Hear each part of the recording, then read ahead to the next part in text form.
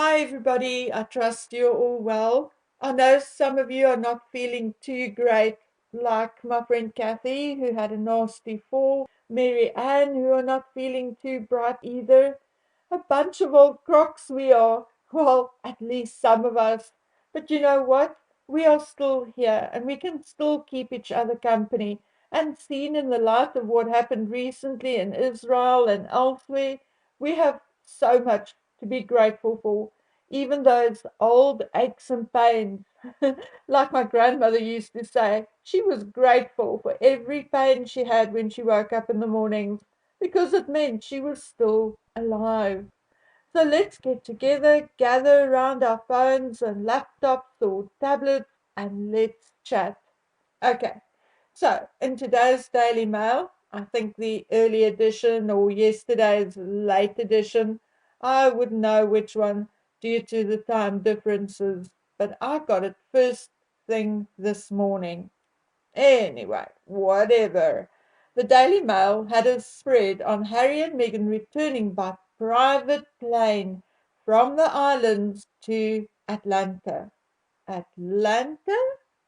Why Atlanta?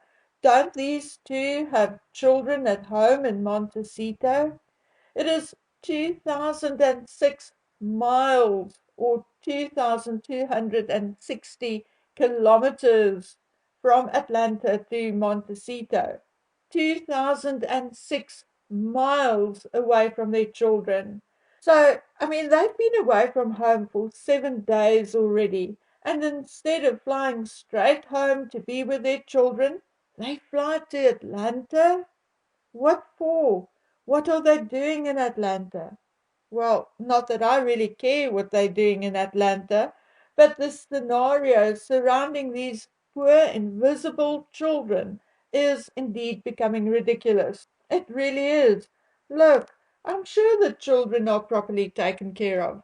They live in a nice house, has a beautiful backyard, a highly qualified and kind nanny, I'm sure, or maybe even more than one, a couple of guards and bodyguards. So I'm even going to guess they are likely safer without Harry and Meghan around than when they are actually at home drinking and fighting. But how do you raise children without teaching them the value of family?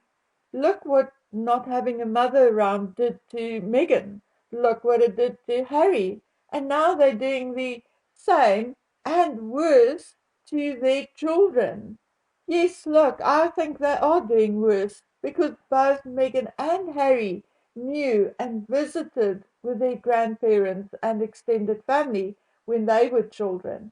But Archie and Lily have even been denied that privilege. It is heartbreaking and sad, and in a way sick. And I wish mental abuse and anguish would be considered in the same light as physical abuse, but it isn't. No matter how much we lie to ourselves and say that it is, no, it's not. Those poor, isolated children. I'll likely not be around to read the book Archie or Lily will write about this one day, or write about his or her parents. But I wish I could have been. I think it will make Mommy Dearest read like a comedy or light reading. Remember, Archie and Lily will grow up and they're going to see and hear and read about their parents and everything we are talking about now. They are going to ask questions. Mommy, why won't you tell who the doctor was who birthed me? Mommy, why was my birth announcement not signed?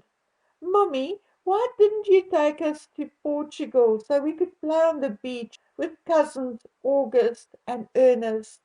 Can you imagine the questions and feelings those two children will go through, and likely long before they even reach adulthood?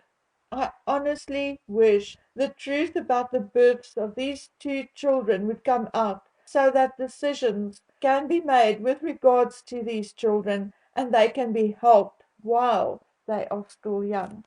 Anyway, I see the Daily Mail is speculating that Harry and Meghan went to Atlanta because that is where Tyler Perry has his huge studio lot.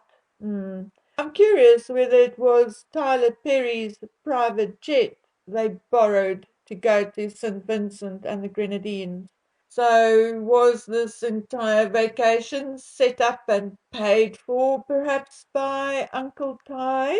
Hmm? So, are they working on a project with Tyler Perry or was it just a friendly visit? Anyway, who cares?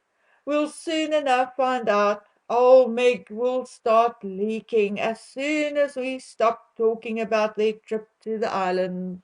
In the meantime, there are two little kids whom I'm worried about, but it appears that no one else cares.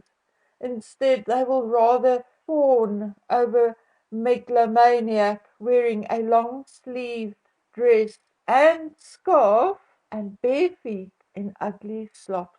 Classy, real classy. Okay, guys, we are keeping it short today. I really have a lot to do around the house today. My daughter will be working long hours for the next 4 weeks, I think. So old Dragon Man and I only have ourselves to rely on. What fun! So I'll see you back here in the same spot as soon as I can. And until then, please take good care of yourselves. Bye.